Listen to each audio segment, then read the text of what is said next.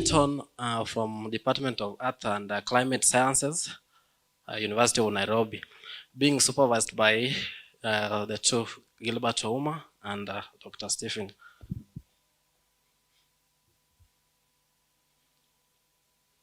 So on the background of my studies that we find globally the rainfall variability has been increasing, and this can be seen by work done by Schroeder 2010.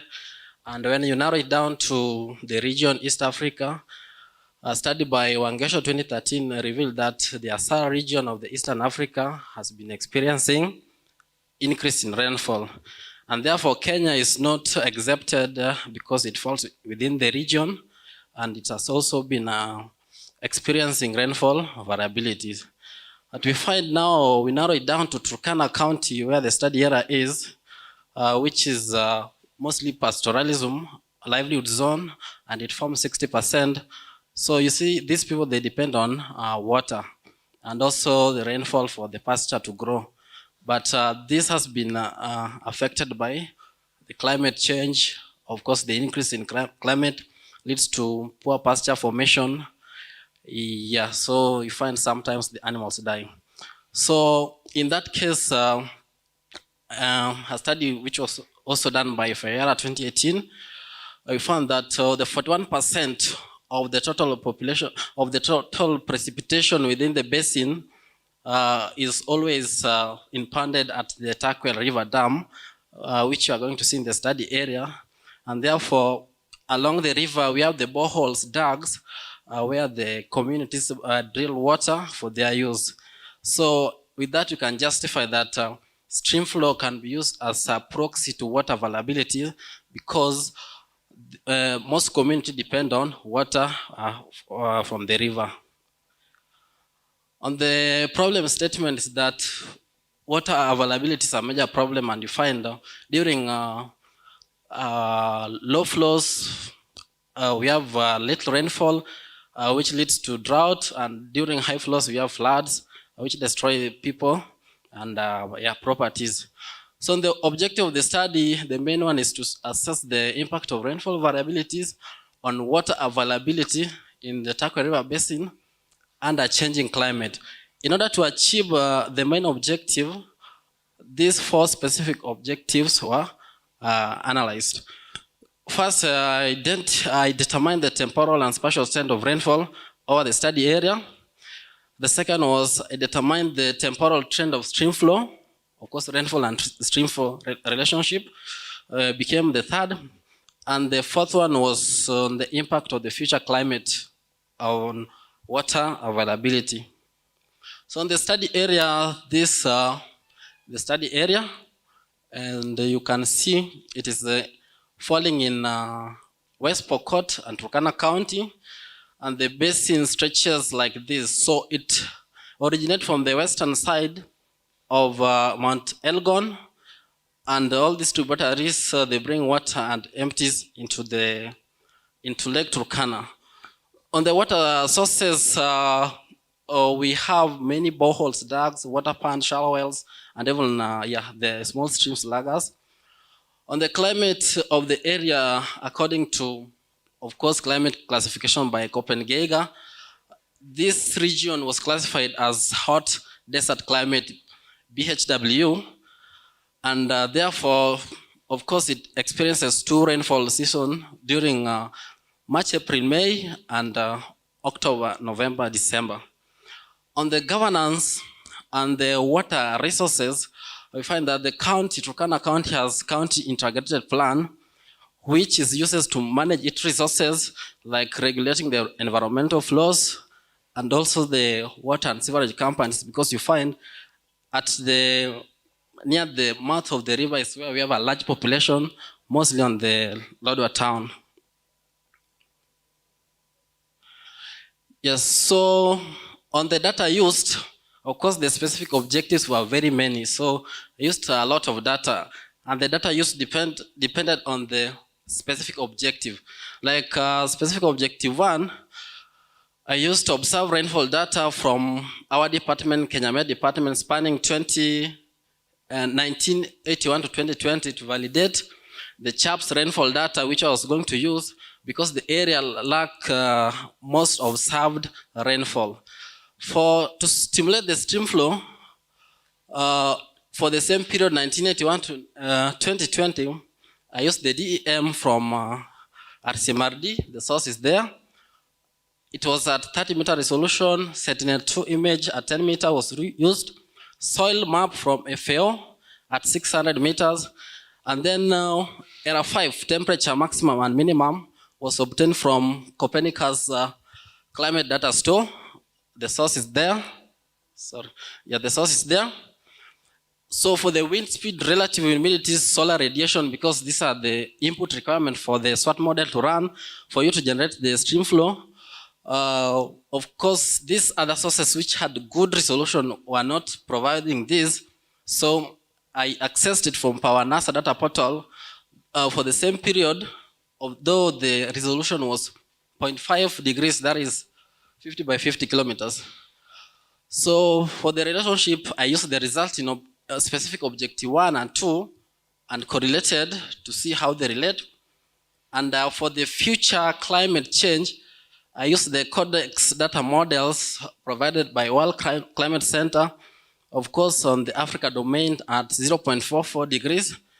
For the hindcast part, which is 1951 to 205, that's the historical, then the model runs up to 2100 for the two scenarios, the 4.5 and 8.5 RCPs. It was, I got it from the German Climate Computing Center. So this is the representation of the stations data which were used. So on the method depended on the specific objective used. Like for the temporal spatial rainfall, first I validated the CHAPS rainfall with the observed using root mean square, and then variability analysis was done by coefficient of variation given by the mean, by the standard deviation divided by mean.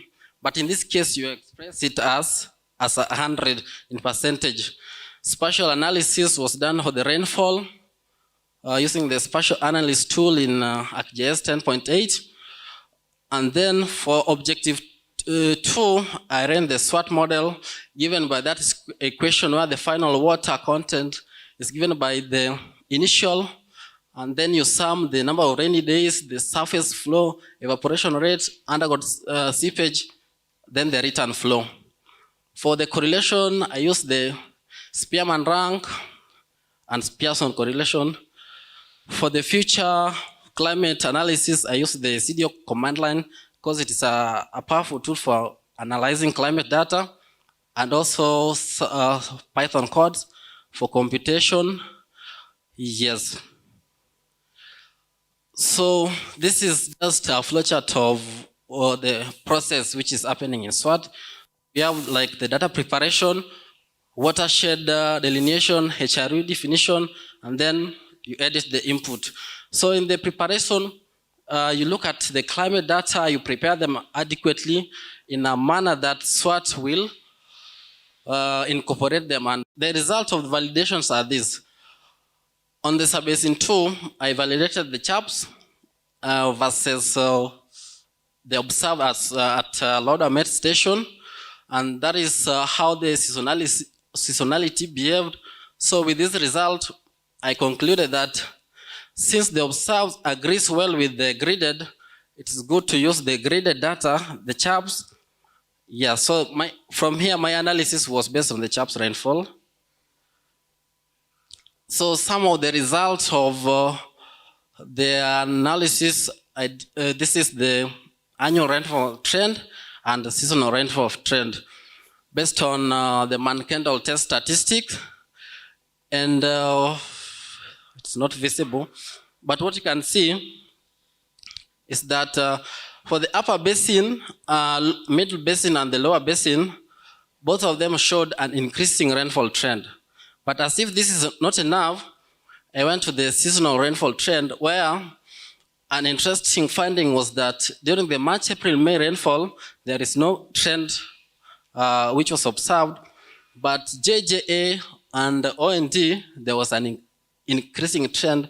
Similarly, in the DJF, there was no trend. Those are the statistics of the Mankendal. So on the seasonal pattern, of course, other studies have been done in the area and they reveal that the area has bimodal rainfall. But now my study revealed that the area has got tri-modal rainfall pattern, 3 pattern. First happened in March, April, May. We call it in Kenya MAM. The second one is June, July, August.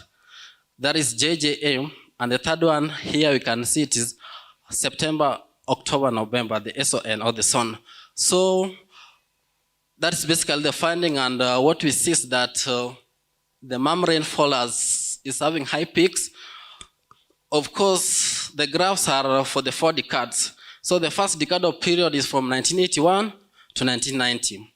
Then from 1991 to 2000, 2001 to 2010, and then from 2010 to 2011 to current 2020. So what we find is that this period, there has been climate variabilities. Of course, the choice of the 10 years is that we look in climate, we look at the longest climate cycle possible, and that is always the solar cycle, which takes 10 to 11 years. For these other cycles like quasi-biennial oscillations, like rotation of the earth, they take like 1 year, 2 years, which is not good for climate change. Of course, if you have 3 points, you can see the changes. 2 points, you can't see the change in climate. So on the presentation of the most conspicuous rainfall season, which is JJA and MAM, what I found is that in the JJA, the rainfall trend has been showing a north-south rainfall gradient. As you move from the upper basin towards the lower basin, from the lower to the upper, in the JJA season, we found that the rainfall is having the east-west rainfall gradient, a situation where the rainfall is maximum in the western part, while in the eastern part is dry. And this is attributed to of course, the movement of the warm Congo air mass during this period. It stretches this side and brings rainfall in Uganda and Western Kenya. So, of course, in Turkana, we also have the East Africa low-level jet, a region with the high wind speed, but now it's low, so you can't find the rainfall. So on the variability, of course, according to a study by Harry 203, and the finding is that the region is generally experiencing high rainfall variabilities, as can be seen by the figures. Of course, it's greater than the limit of 30%, so it agrees well with other studies. For the simulation of the stream, it was done at 3 points, at the upper basin, middle, and the lower, just to see the lag time, water takes. Let's say when it rains here until it reaches the mouth of the river, and before the mouth, the populations are many here. So these people depend on water, which come from here.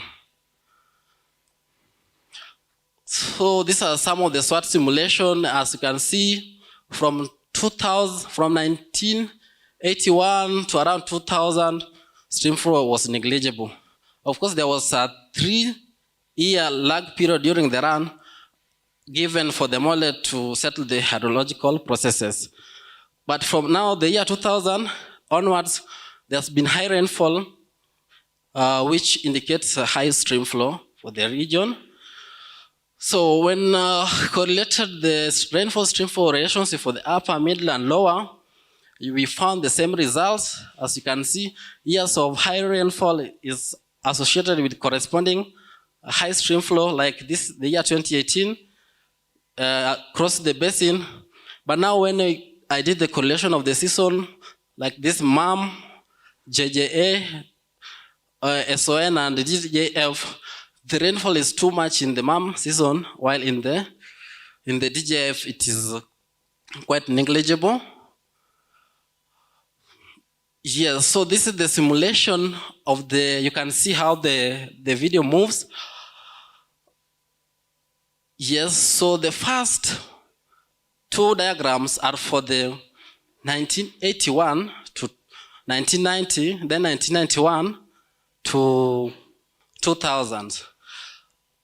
If you note keenly, the river get filled during the wet season, and it's north-south in this upper one, while in the third and the fourth decade, the river get filled, but most of water is from the western side of Uganda, as you can see. Of course, the simulation is over. So what we can say is that during this first two period, this was the time when the dam, the Turkwer Gorge Dam, was being constructed.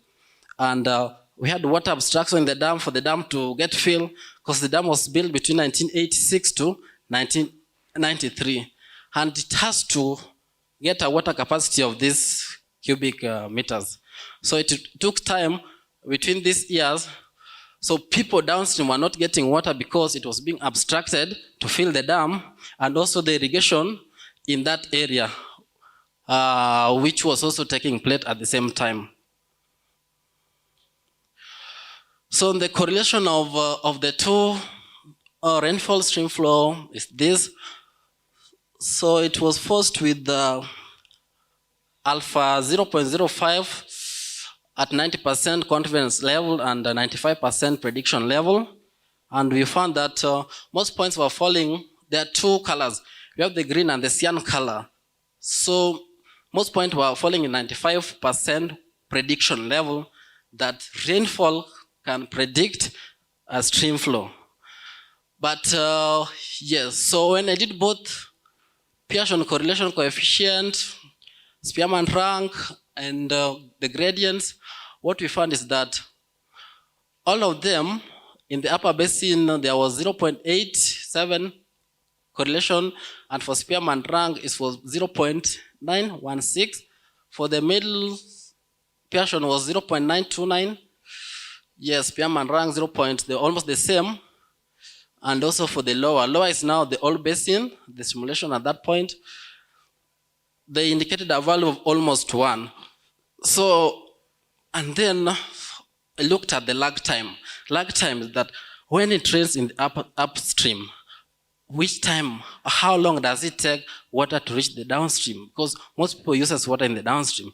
So what we find that in the upper basin, the lag time was 0. Of course, the analysis was done in months. Perhaps there was weeks, 2 weeks, 3 weeks can form a month. For the middle basin, there were 0 lag time.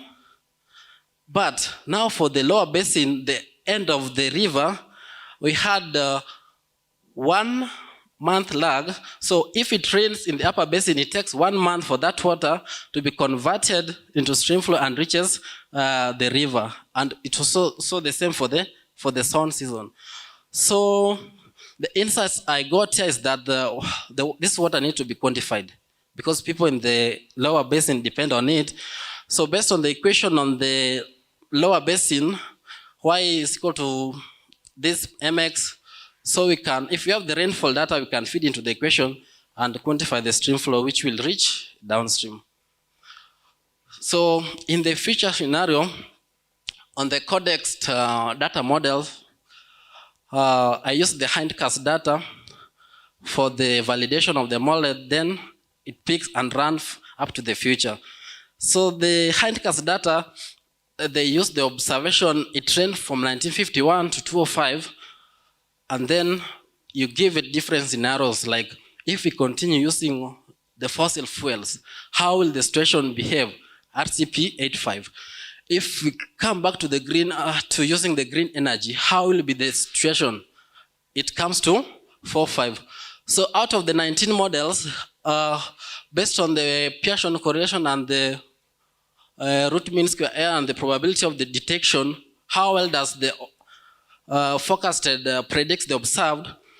I found that most models from the Rosby Climate Center, the RCA4, were capturing the rainfall over the region. That is like, you can see the one highlighted from the Canadian Earth Simulation Model. Of course, that is the GCM, used to downscale that codex. From, yes, I also have the RCA from that.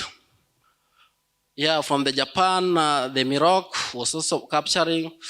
and the Hadley cell from the UK, Met Office was also capturing, and also from the Max Planck's Earth simulation models. Those are the GCM used to scale.